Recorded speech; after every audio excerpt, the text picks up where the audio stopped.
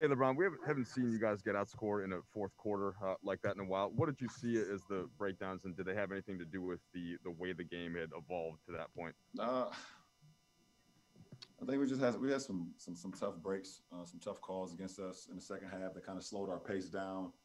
Um, and it just slowed everything down. We couldn't get back into a rhythm after the game was slowed down a little bit, and they did a great job of countering that. So something we can learn from, and it's always great to have games like that. Yeah, what's the balance between frustration at a loss that you feel like you should have had, and then also kind of acknowledgement of the bigger picture for you?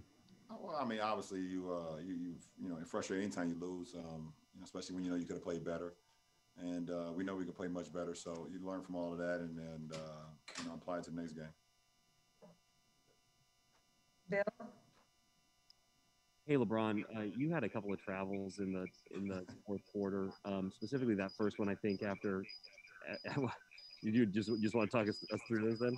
Yeah, I mean, I don't know. I mean, I seen him on replays, and it's a move I've been making pretty much my whole career. And if that's the call that's going to be called travel, then I would like to see it across the whole board. Every game and it consistent like that.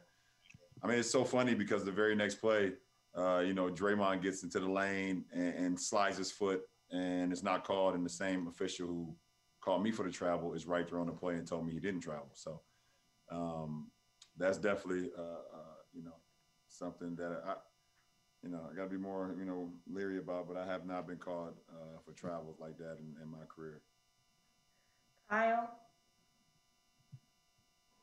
Hey LeBron, as a team, I think you guys only had 4 fast break points, and on that last possession before the timeout, it looked like you might have a transition opportunity. Do you guys feel like you were attacked enough in transition on offense tonight? I think at times, including myself, we settle for the perimeter shot in transition instead of attacking to the rim. But we've been pretty good at that all year. And some games you're going to have. We would love to be in transition more, but you got to get stops to be in transition. And in the fourth quarter, they did a good job of not allowing us to get too many stops. Dave? Kyle Kuzma said that it's 72 game season, and maybe it's going to be hard to keep the urgency up. Is there some human nature complacency going on here that could have been part of the recipe tonight? No. Melissa? I'm sorry, Dan?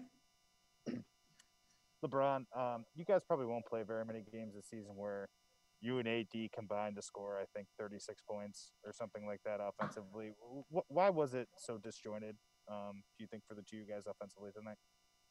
I mean, both of us was just a little bit out of rhythm, and I think, we're going to have games like that this year where we're out of rhythm. The best thing about our team is we had guys that picked us up. Dennis was great. Trez again coming off the bench was great. Kuz, got hot for us a little bit in that third, made some shots for us. So, in times where we both are just a little bit out of rhythm, we have the ability to have our teammates that picked us up and still give us a chance to win, which we had tonight. Last three. Melissa?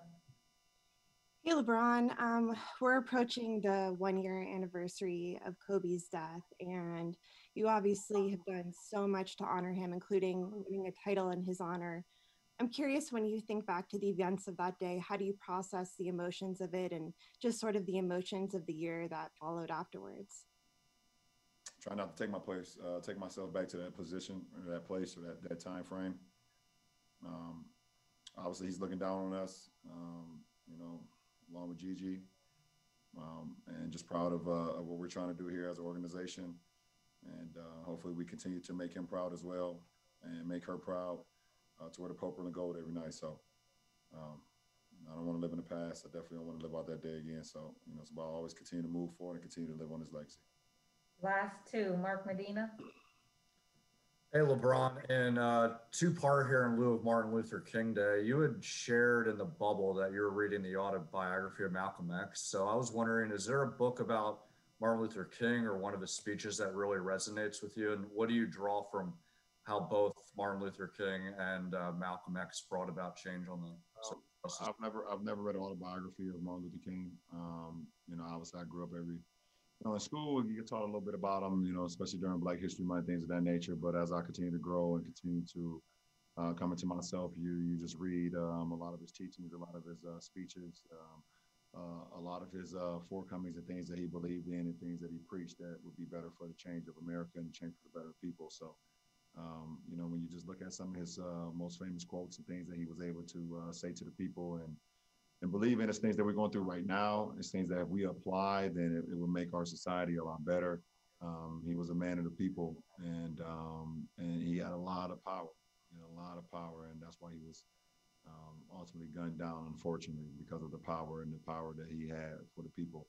People resonated with him. People believed in him. People wanted to walk with him and talk with him and be with him. You just live on. His legacy, along with Malcolm X, continues to live on about what they preached and what they believed in. Thanks for watching ESPN on YouTube. For live streaming sports and premium content, subscribe to ESPN+.